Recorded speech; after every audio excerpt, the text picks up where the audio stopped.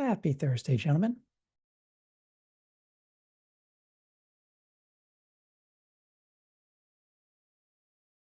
Good morning / afternoon or evening to you.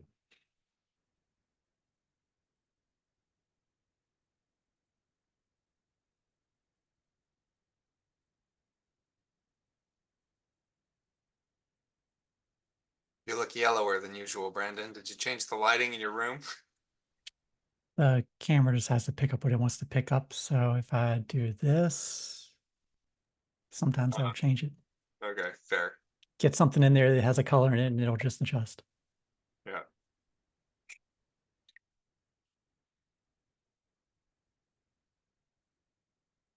I'll just say the weather's nice. Get a tan. Hey, Joy. Your mic's muted. Hello. But to be clear, we could tell what you were saying. Okay, thank you. Read my lips. No new taxes. Very random reference right there. Joy, have you had a chance with the FreeBSD working group? I know they've been pinging about getting a meeting set up. I added that there, that's with the link on the 3rd. There is a, Okay. I can't see, now I can't see your event on the, is it the 3rd? I can see it over there. Yeah.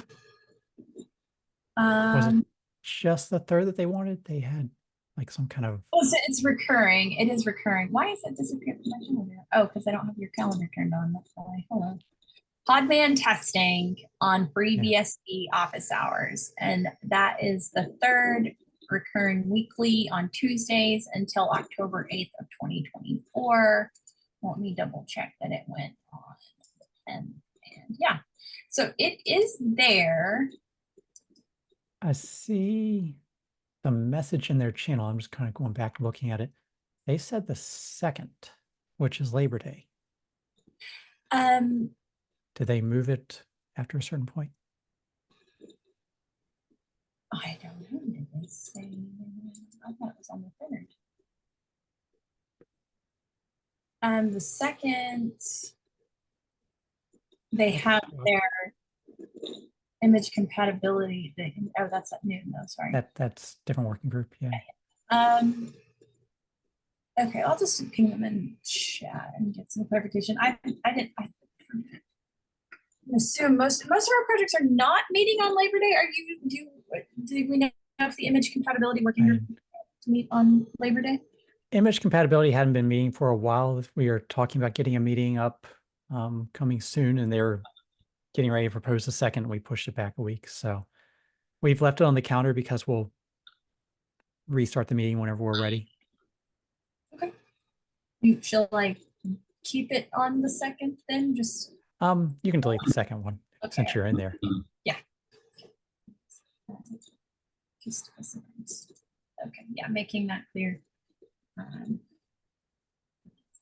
I'll go make sure I didn't miss some nuance on the 3rd versus the 2nd for BSD. Yeah, on October 11th. They said that ends on October 11th, and that is a Friday. So I'm not exactly sure what's going on over there. Yeah, okay. I had, all right, I'll just, maybe I misunderstood, must have misunderstood instructions or something, because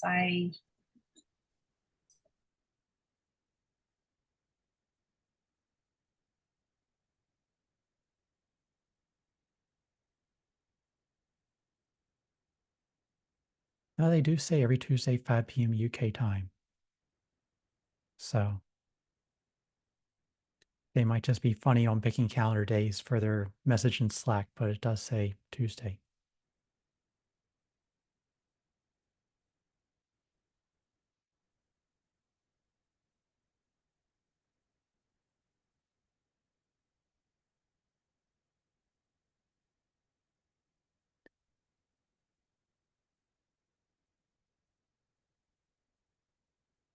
I see we got the right link in there too for the meeting invite link.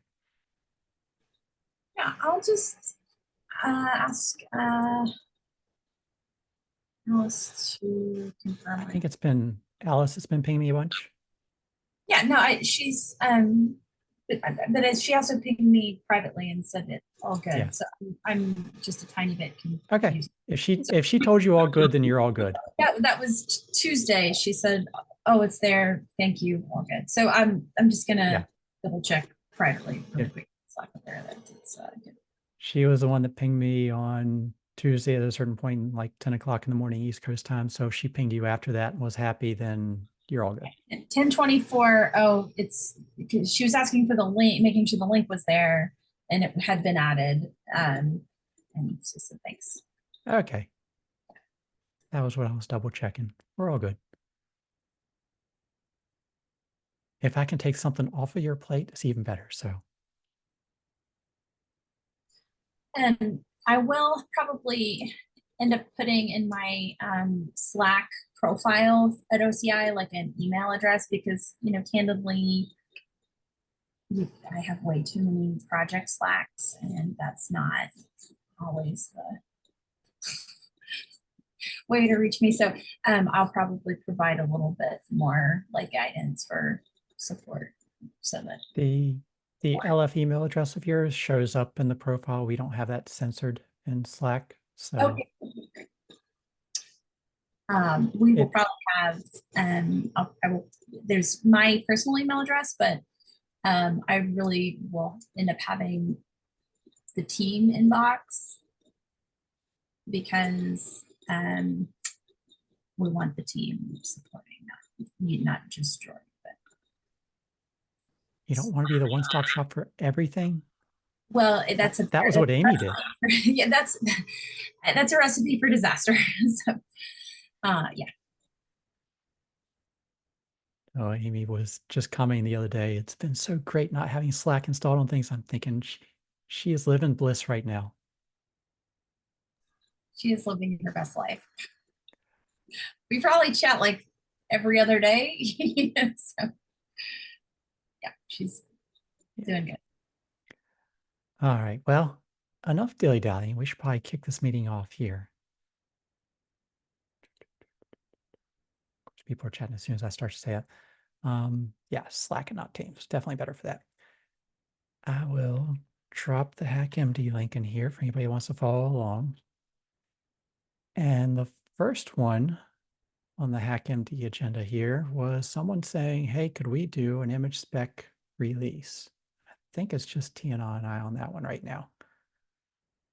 So I don't know how much interest there is in trying to do a whole release it would just be a patch release, but for some minimal changes we haven't had much changed. But figured I would throw it out there that people are saying, hey, could you do this for me?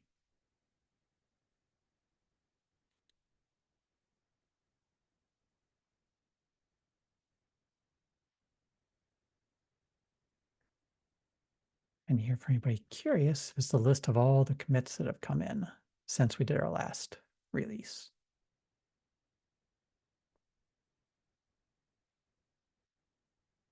So a few broken link fixes. Looking down this list.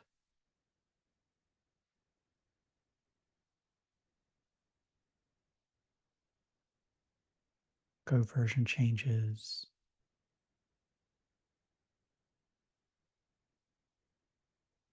Couple typos, looks like maybe. The big one in there is going to be the JSON schema library that we're using. That's a bigger change. And then the request came in because we changed the validation to not send warnings to standard out. Because apparently someone is privately using the validation functions that no one is really using publicly. You never know who's taking the code. But I would also argue that if they're taking the code, they should actually take it and maybe maintain it themselves, because we're not. And we don't have any known public consumers of the code, so we don't even have a reason to maintain it or a North Star guiding us on how to maintain it, how to change it. We got nothing. So I'm not super sympathetic. I'm looking at the platform variance. Was that in that list that we did? What was that? 1172.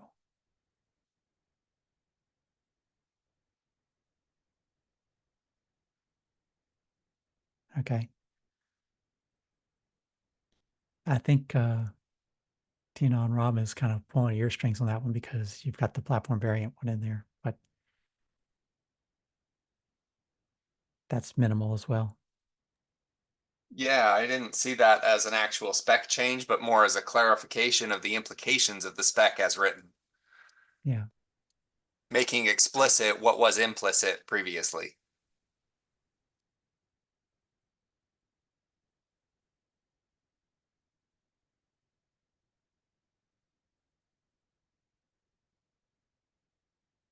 For me, I would say if folks were interested in a patch, I would go for a patch, but I'm not pushing for it just because I know how much effort it is to get any release through our release process. So my comment back to them on the issue, no, it's a PR, but it's comment on a merge PR, so nobody paid attention to those, was that if they had any kind of urgency, just go ahead and pin to a digest, pin to a hash.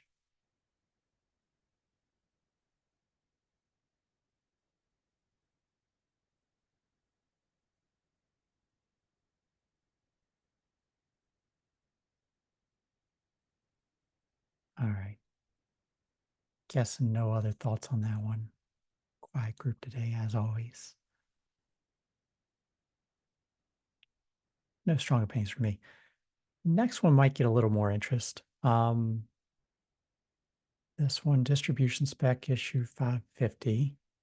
Drop the link here for folks. And this is one where they're saying, hey, all those things inside of an index, are those all really manifests or push to the manifest API? Or might people be trying to access them from the blob API to either push or pull the content?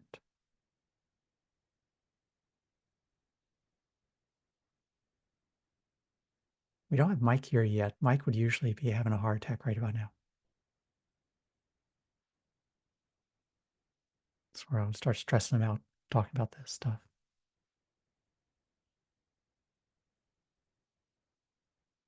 I think the image spec is extremely clear and unambiguous that manifests is an array of manifests for specific platforms.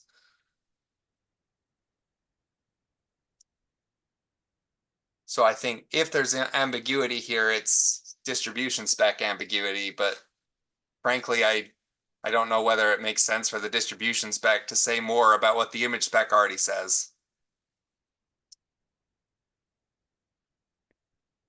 I would tend to agree. And the thing that makes me really say that it's a manifest and everything should access the manifest API is that you can't guarantee that every tool that's trying to pull the index is going to have whatever knowledge that the tool that created had. And so, you know, there is generic tooling out there. It's not all, if I push it with my tool, I'm going to pull with my tool. There's other stuff out there that needs to work with this.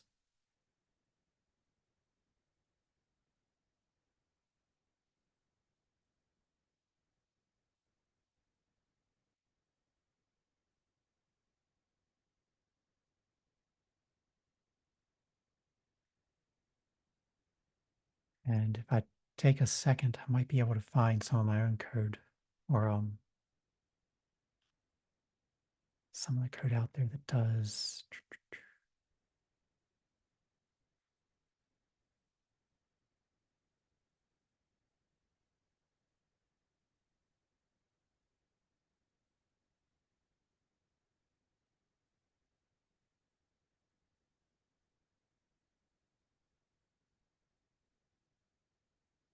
See what this looks like.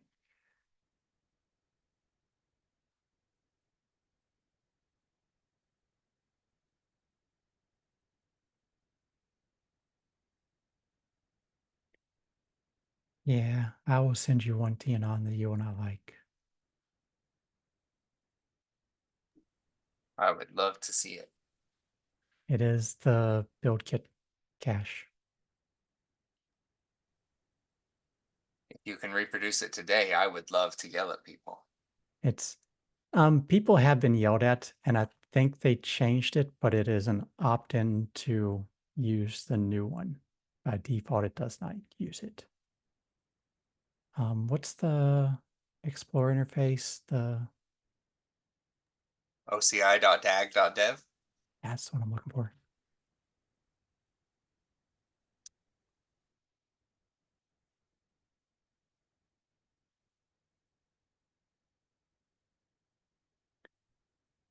Okay, here's your link, Tinon. Where they use an image index, and everything in there is image layer tar gzips. That's really gross. And you push this with build kit, stock build kit. Stock build kit, if you say cache to a registry, that's what it outputs. Like I say, there is a we complained a while back. They add an ability to use an OCI artifact instead. Basically push it as an image manifest and set the config media types and whatnot appropriately, but it's not on by default.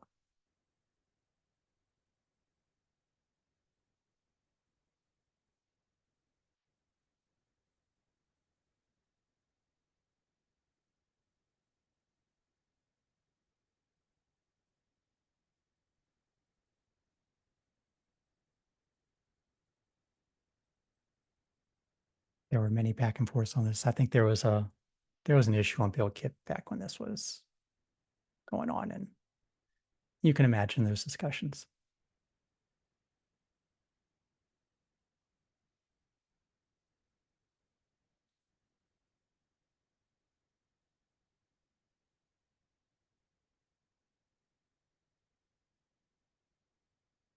You're all quiet today. Everybody's being silent. Other than Tina.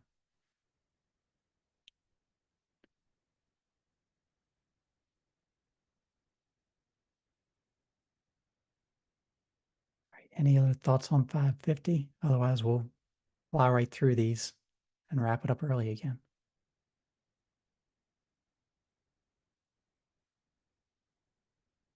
Because in general, Tina, I agree with you. If you've got an index, make everything in there a manifest and only hit the manifest API, and anything else I consider not great behavior.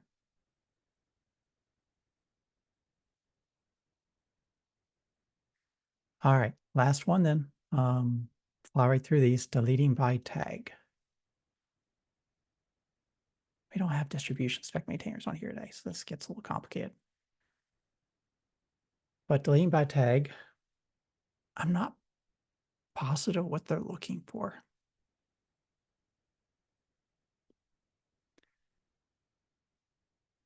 The premise here is they're looking at what's going on in the distribution spec and saying we're not being very clear what's supposed to happen when you delete a tag.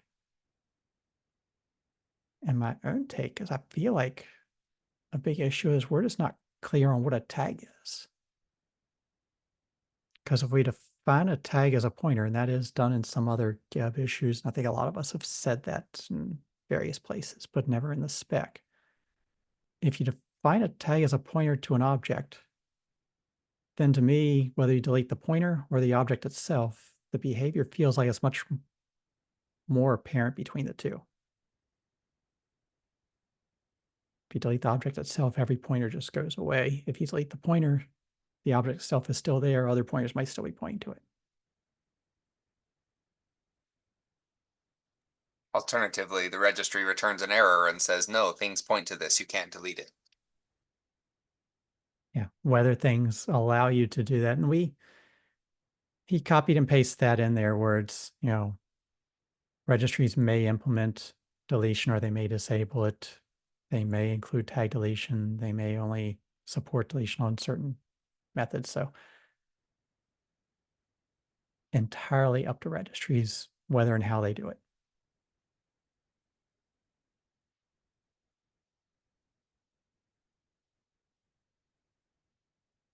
I think that was John's comment back in 102 was that the So- Google, it was the Google is it registry, I reason- think. Go ahead, Rob. Oh, sorry. Yeah. So is it a reasonable expectation to then say that if it's a tag and you delete it, it doesn't show up in tags listing? That's it. Nothing more than that. I would say that's reasonable.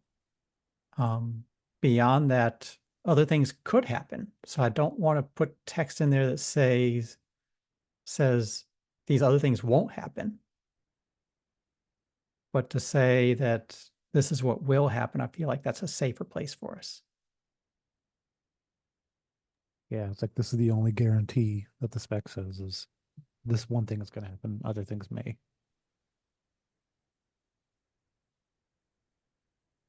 Yeah, I actually kind of disagree a little bit that this is ambiguous. I think it's pretty clear. Especially because there's a separate endpoint for deleting a manifest. Like, I think the intent is pretty clear personally. I think the spicier question here, the much more interesting question, I can see Brandon's eyes getting bigger. He knows that this is going to be good. It's what happens to refers when you delete a manifest. And that's one that we've argued back and forth ad nauseum. I don't think there's a good answer.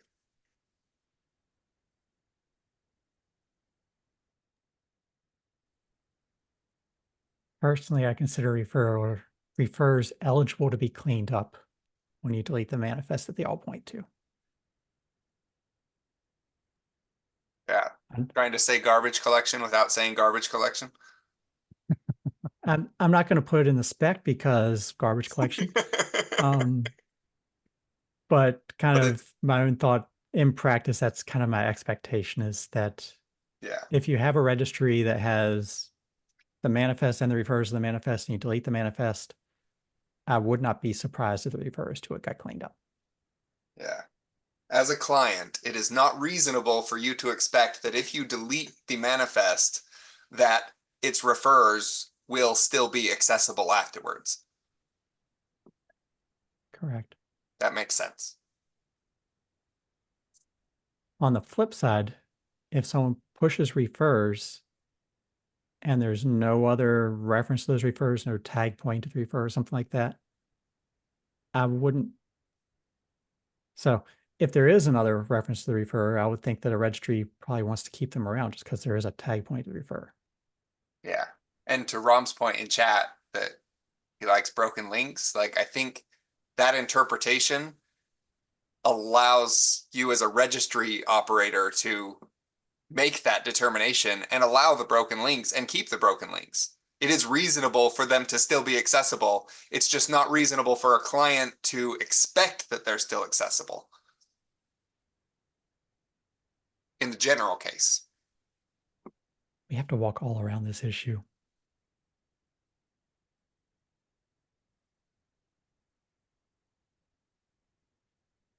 It would have been interesting if distribution specs said this is how GC is going to work. But we're not there. We haven't done it in the past. And we've got a lot of various implementations out there that do it very differently.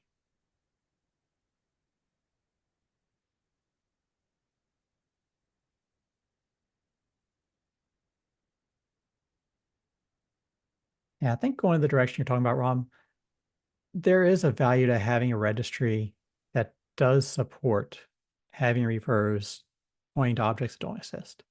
I can think of having like an artifact registry from a security vendor that says we're going to push all of our content for attestations or whatever, verifying that we've scanned all this content up on other public registries, and we don't want to copy the entire image for every object we scan. We just want to put our own little data up there.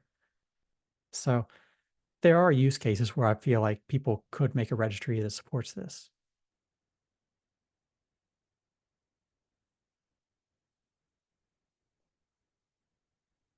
I think this is similar to layer blobs.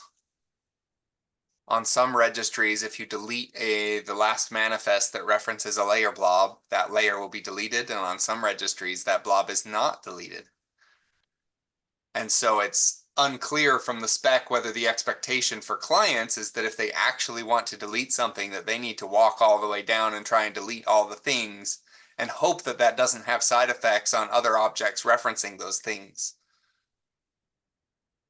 I have really pushed against anybody that wants to do a recursive delete of blobs because you don't know what else is pointing to it. It's, Yeah, by definition, we have reuse layers. it's really only an operation that the registry can reasonably perform.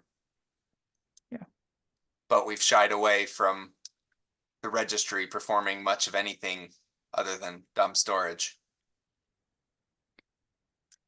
For me on that one, that feels like a GC that would be easier to define. And the question is less, do you have a GC that does this? I think it's a good idea to implement it, and implementing it in that way feels like it's reasonable. It's more of a question of how fast do you do it? Because what we've seen from some of the conformance tests is people said, when you delete that manifest, those blobs are already gone. As soon as we come back with the accepted code of delete the manifest and okay, I did it, layer blobs are already gone.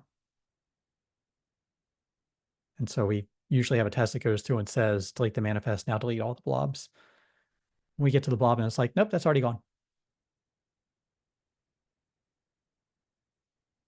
Versus most registries tend to run the GC on some kind of iterative frequency of how often they want to run it. Yeah, you got to have some kind of grace period. So a grace period on creation, this was on deletion. And so I think they would say if you push the blob, they'll have a grace period of how long it sticks around.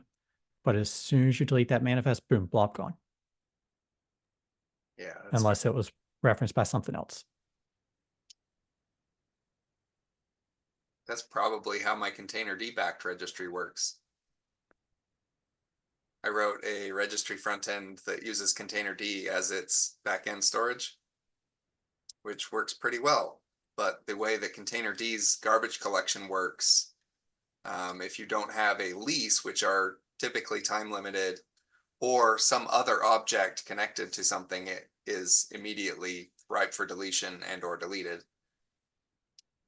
So during creation, I create some like XYZ minute lease on the blobs, but then as soon as the tag is deleted, I just delete the tag from container D and garbage collection probably runs immediately. So that's interesting. On the blob creation, you kind of create like a timer on top of that blob that just says there is a reference that is this timer. Yeah, this blob needs to stick around for at least 15 minutes to give the client time to upload the rest of the things before it goes away immediately, because otherwise container D would just immediately get rid of it because nothing references it, nothing's connected to it, so it must not be important.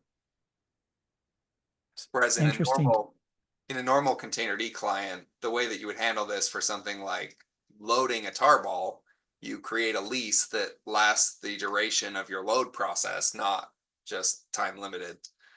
But given that this is an API and there's no process in the registry itself that knows what blobs are coming and when we're quote unquote done, it has to be time limited. So I guess no AI models, because those are too big. I was going through some of that challenge because I was doing it for the OCI layout, similar problems you're facing. And so I would have an explicit close on the reference to that layout directory. And so once I saw that everybody that was doing some activity with the directory was done, that's when I triggered my little internal GC of that directory.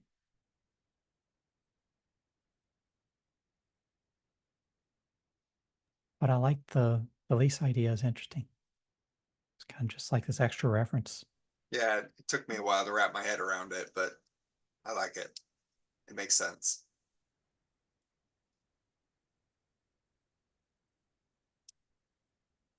So Mike, welcome. I think you showed up because we said container D 3 times. I think we actually said garbage collection 3 times, and that's what got him. Yeah, and now I'm looking through the code. I thought we had a different kind of config where you could set how long before to do the collect. And we probably do outside of just plain leases. Yeah. And you're talking about the images, not the snapshots, right? Correct. My registry doesn't do anything with snapshots, only image store and content store. Which, if you squint really hard, looks like a registry, right? The content store is just a standard blob store, and the image store is your manifests. Or rather, your tag store, which is not something that's well defined in the distribution spec, because tags are almost a side effect of the API, not an explicit object, but they are an explicit object in the back end, or they can't work. I don't know. I wish tags were more explicit in the API, but that's neither here nor there.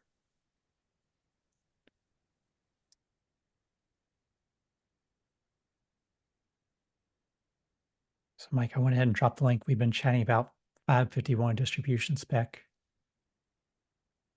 And I think the conversation started from, do we need a better definition or a better description of what happens when you delete by tag versus when you delete by digest in a registry? I think a more accurate summary might be, we were basically in agreement about the issue, and then we digressed and continued to digress.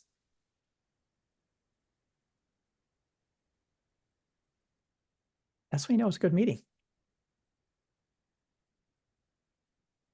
Gotta start talking about HTTP headers and gzip, and maybe John will show up.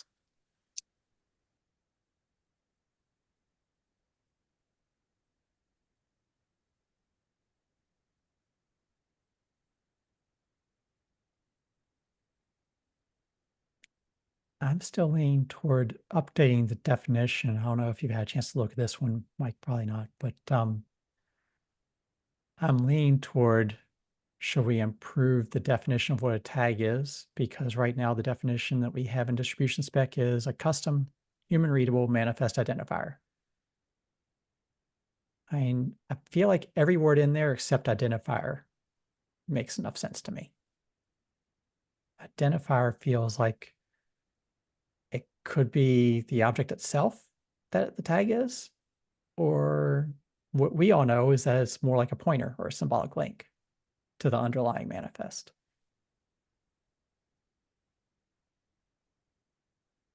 Yep, pretty much. One of many. List, right. Potentially multiple, potentially just the one. And so when you delete a tag, what gets deleted? Do you immediately delete the manifest? Do you eventually delete the manifest? Do you wait until other tags that are pointing to that same manifest go away? Now we're talking garbage collection. The latest being an exception.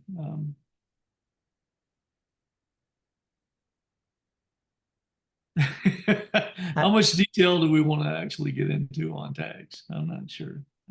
So the direction we were kind of going was, we can't necessarily say what registries will do. We can say specifically what this API expects the registry to do, but the registry may do a lot more beyond that, or it may not. It's all up to the registry. Right. Yeah. There's And a so lot of opportunity here. Yeah. For expansion. And so the direction we were going was, when you delete the tag, it's no longer going to show up in the tag listing, and that pointer is no longer there. You can't query it. And that's all we can say. Whether you can still query the manifest by digest, whether other tags are still there. There's a lot of stuff that we don't expect the registry to delete all the other tags, but that is entirely an implementation decision.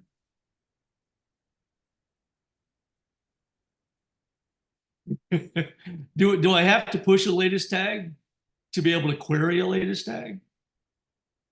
Yes, because for a registry, latest is just another tag. It's just another tag. Okay, so there's no custom implementation. Okay. Now, I couldn't remember that level of detail. all the people that expect the latest tag constantly gets updated when they push other stuff, and they get disappointed because nope, it's just another tag. It should have been called default.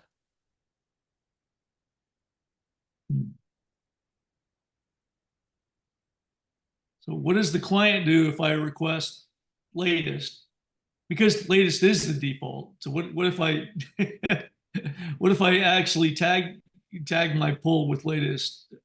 Again, I don't remember the behavior. Do clients normally just get a list of tags and then give you the latest, or do they fail when you ask for latest? If you Which is try the to pull the default. latest, yeah, if you try to pull the latest tag and the latest tag hasn't been explicitly pushed, you get a 404 just like any other tag that doesn't exist. Well, I know you get a 404 in the client. The question is, does the client fix that normally? No. Okay. So you literally do have to push latest every time you update or Yep. want it to be updated. Okay. Otherwise, the latest tag may not be latest, It may not exist. and it may not exist, which is going to break most pod specs. Most people don't tag I their mean, image; they just let it go. There Which- are and repositories. then latest gets amended by default. So There are repositories out there in products where they explicitly don't create a latest tag because they want to force people to pin to an explicit force to version pick. tag. Okay. I do remember that pattern now that you mention it. Yeah. Okay. That's actually a good way to not have people always pulling latest for a manifest check. Okay, by actually removing. Okay, or not including. Got it. Just never pushing it. Confuses So- end users, but it forces them. Okay. So if that is actually true, and that's the way it's done by all registries, then I would just make sure that we amend the description that you mentioned a priori with what latest means in this respect. Because that's what users are expecting, right? Sorry, I'm just saying, you just mentioned the pattern that's important to mention. To me, the pattern that's important to mention when you delete a tag is that if you delete a tag, you're deleting a pointer. If you delete a digest, you're deleting the manifest and Yep. all pointers to that manifest. Yep. Beyond that, anything else that happens is a registry specific decision. Actually, you just said it was a client decision not to push the tag. So we're talking different things though. So Yeah. I'm jumping back to the original issue of You're on the they're talking about deleting. The original issue is when I delete a tag versus when I delete a digest. Okay. So I was just quickly resetting that. Go back to your question though, What is because the, I got what is distracted the by- relationship between digest and tag? Okay, now I understand what you're saying. Yeah. Or pull by digest. But you were throwing out a question there and I got distracted because Tina was pointing to John's comments there. What were you asking me?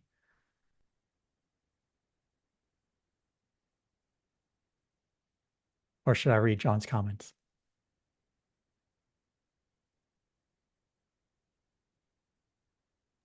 John's comment is about your blobs in an Yeah. index. Yeah. It's John 5 years ago saying people reading it would not unreasonably expect that not to happen. And would not unreasonably write registries that outright reject that because it's nonsense. And the end result was that the registries got changed to accept it, which Pretty much everyone. just, We all add exceptions just for build kit. it hurts. That's how you know you're special though.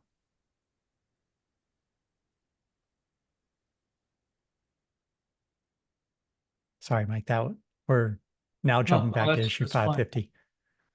Yeah, I'm looking.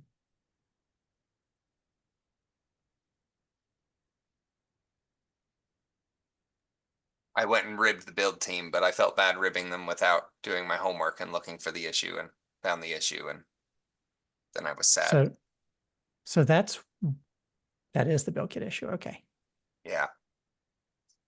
Yeah. And they eventually closed it. Someone at some point, I think, put the change right.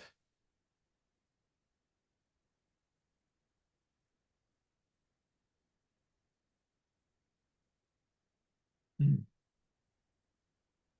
Not a change to build. Yeah.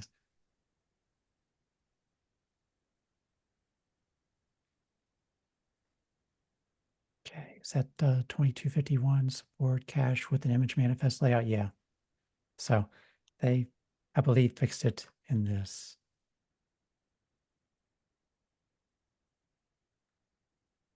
I mean, the fact that this change starts out with a nice table of who supports what is pretty impressive.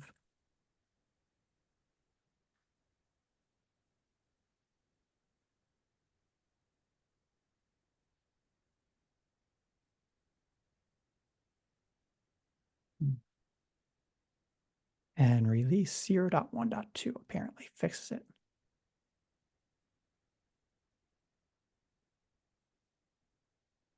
So it is there.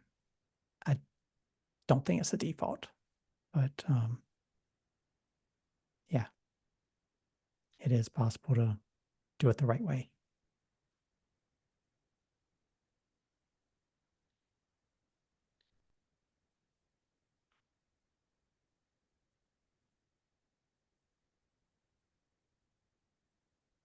So that conversation, Mike, we're going back to distribution spec 550.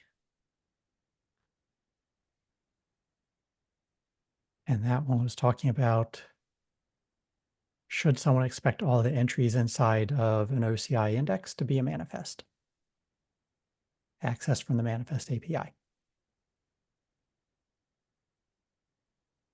And kind of the comment there is, you should, but there are exceptions.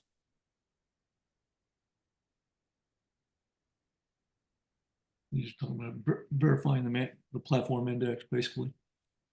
To have a, yeah, I definitely remember cases where it wouldn't. The one easy example is build kit's cache that it pushes includes blobs for the layers. Sorry, this link that we were chatting about too. The cache there includes every single index entry is a blob that was pushed with the layer media type. And that's inside of an index, which should just be manifest. Whoops. Yeah, so we've gone back and forth on that one a while back, and BuildKit eventually tweaked their side, but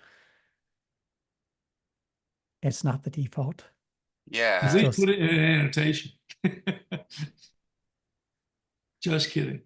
Sorry. Fixing a bug with new opt-in disabled by default behavior feels wrong. Like this is a bug. This is a solid bug. I tend to agree with you, Tianon. There are other people that don't. I'll let you do the ribbing. I've already done it in the past. What probably does tired it of me mean doing to it. have a layer reference in a platform index? I don't understand.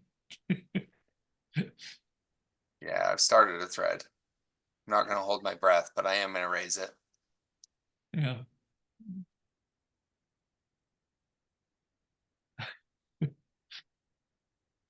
Yeah, so That said, extensions to these manifests aren't broken and should just by default store in the registry, right? extensions to the manifest, what are you talking about? I can add fields. Or is this? You can add fields. So this goes to some of the stuff that the image compatibility team was talking about. They wanted to add a new descriptor into the manifest for image compatibility. And I said, that's interesting because when you add a new descriptor into a manifest, two issues. One, every registry, when you push that into there, doesn't know what it's looking at and will just ignore it like it's supposed to, and will now garbage collect your compatibility data.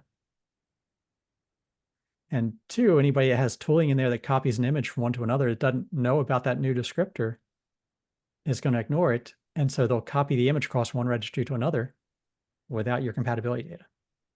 John's not here to say duck typing, and Sajay's not here to be triggered by John saying duck typing. So I'll say duck typing and also point out that no registry is actually implementing duck typing. And so this is not the case that you mentioned is not theoretical. It's practical, actual, probably happens in many registries today.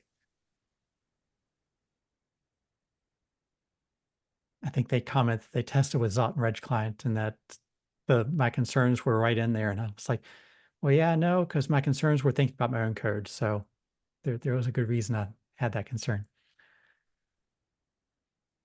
Duck typing would be interesting, but that's I'll go ahead and trigger Sajay's triggering. That trying to write a registry that just interprets every field in there automatically is not going to be easy.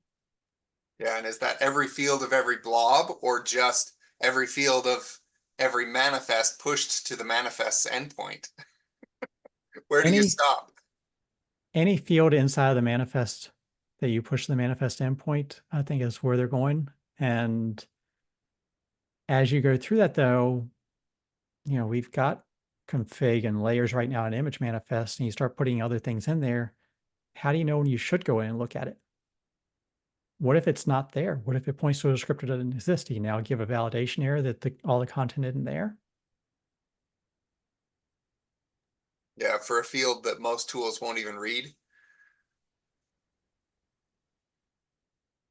So I'm of the opinion that adding new descriptors into an existing manifest is problematic, and that we're probably to the point that you want to introduce a new manifest media type at that point.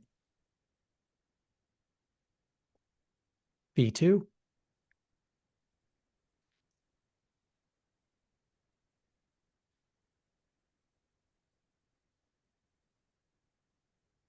Yeah, and at that point, you need to be doing something sufficiently interesting that it justifies the amount of work that introducing a new manifest media type inflicts on the entire industry. So if it's just superficial, it's not going to fly. That was OCI image spec 999. Everybody's I favorite. was just about to channel John, Derek, even Mike right now saying, we promised when we threw out 999 that at some point in the future we would introduce a new artifact manifest. That would to me be like a good opportunity to say, here's new artifact manifest, and here's just an array of blobs. Put whatever you want in there. Yep.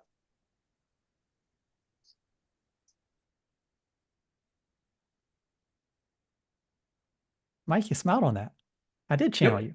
That, incidentally, that would also make it harder for me to continue arguing that the diff IDs have no purpose.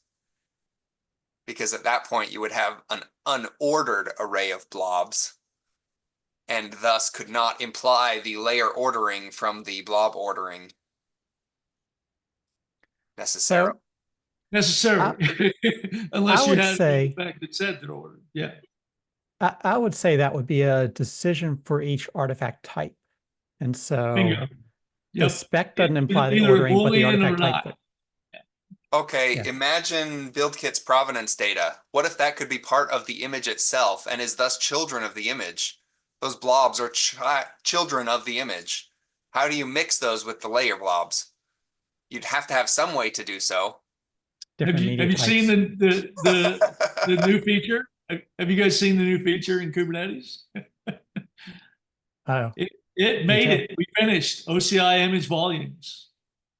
We can now mount an OCI image or artifact to a target path within the root FS of the container by specifying in the pod spec this OCI image is required, and then in the container you point to the map as a volume. Okay, Is so that- is that the KEP approved or is that the implementation is done? kept approved, code implemented, shipped in 131. It's out. Nice. So we got a PR in Container D that's ready to merge. Pretty close. I'm just testing. And the cryo one's already merged, and they're doing updates to it. It's in CryCTL also to be able to use it, and we're working on it. It's alpha, though. It's not a beta API or anything like that. It's alpha. You got to turn on the feature gate, yada yada. Right. But Yeah, rocket for yes, that means we're going to do our best to be able to load artifacts and images into a target path. And yeah, I mean, it's a real image. So if you've got a build definition in that config, that yeah, it's going to be like a set of layers as well, unless it's an artifact. The But even that, I do. What do I do? Do I presume order? Yeah, we don't have a flag in artifacts yet.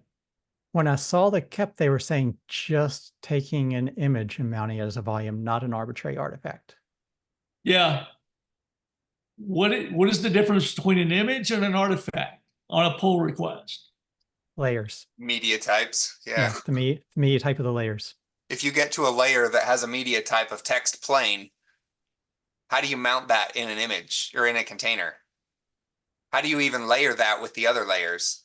And it's not a thing. It's not a thing, right? Right. At this point in time, we're just doing the blobs. Yeah. And I haven't tested an artifact. I'm scared to test an artifact. So this is a good justification for artifact authors to strongly consider authoring their artifacts as tarballs instead of as raw files, such that they can be mounted and used as images. In this TED Talk, I will. I made Brandon leave the frame. That's achievement unlocked. Not dealing with that anymore. I triggered him so bad he had to walk away from the conversation. That's a new one. Thank you, Brandon. Definitely didn't want it. I don't expect success for anything but images. But yeah, this is definitely a problem that's got to be resolved. And we did change the field name. So if without the code change in containerd, I'm pretty sure it's not going to work. The artifacts, unless somebody pushed an artifact, named it, named the fields the same. So And use This- And it tarballs. just worked. And it just worked. So this does need to go into containerd. You'll have code changes over there to make this all work over there. Can other people use this feature other than Kubernetes? CryCTL, Kubernetes Nerds. like CRI users Moby, NerdCuddle. can do this. This is code going into Cry only, into the Okay. container runtime plugin interface. Okay. Not to say that we can't move it, implement it, re-implement it in somewhere else, but yeah. But it's at the cry level. It's at the cry level for volumes, right? These are in the pod spec. There's this concept of extra volumes to attach. And in this particular case, it's an OCI image volume, right? Without a host path being a priori set up. So what we do on the first create container with this extra mount being requested is we go ahead and pull that image down. Okay, now I'm sorry, we mount it and bind it via snapshot. The image itself would have been a priori pulled before they try to run the pod that has the container in it, just like we currently do with all the other images for the pod. They have an ensure process in Kubernetes, pull all the images, at least for this platform, which is that, yeah, I mean, they don't know whether or not we're pull all platforms or, what platforms are available. Usually we pull all platforms that are available, but there's a config. Jory's got to go. Bye, Yeah, George. she already ran. So that kind of makes me wonder, though, if someone wanted to implement this outside of the cry environment, they would have to pull an image in containerd separate from the other image they're doing, and then somehow pull that content out to mount as a volume and then pass that volume into containerd to run the image. Yes. Yeah, the Okay. particular client API would have to have support for volume mount. which like Docker does, Mhm. and probably NerdCTL. So I'd have to go check to see what they've got. But yeah, you should be able to add. Well, to where we're putting the code converts the mount request. Okay, here's the way it works. In Kubernetes, when they pass in the extra mounts, all the extra mounts usually have a host path, okay, and a target path into the container runtime rooted fast. Okay. And so it's really easy for us to pass that down, right, as in the list of mounts in the spec, right, for the container. Not a problem. In this particular case, the host path is empty, and there's an additional field added to the volume mount called image ref, which is what we give them on when they do the pull image. The pull image, we give them the config digest. Okay, is the ref that we're using. So I'm the kind of person that's crazy enough to have done overlay mounts for a volume into a container. So I would have like some kind of persistent data that I really want to keep, but I want to be able to do an overlay change on top of it. And then These throw are that away read later on. only. These are currently read only, no exec volumes. Okay. To Same eliminate idea. any good question. But track me here. So same idea. Say I didn't put the read only layer on top. There's no upper on that one. It's just all lowers. Okay. I could build that and I would have whatever my path is for all the different lower overlay mounts that I want to do in there and pass that in. Usually I would have full control over that source directory and I would know that no one's ever going to touch it. Does Containerd have some logic in there that knows that when someone passed that for the volume, that there is now a holder to that image? We're that pathing can't it to delete the image? pod. We're pathing it on the host when we generate it. We're pathing it to the pod, and we'll probably add the SE Linux label as well. But yeah, it's for this pod only, right? But I'm thinking in terms of image lifetime. So you have now pulled down this other image for those layers to be able to access the volume. Containerd has pulled that down into the Containerd image store. Can Containerd delete it?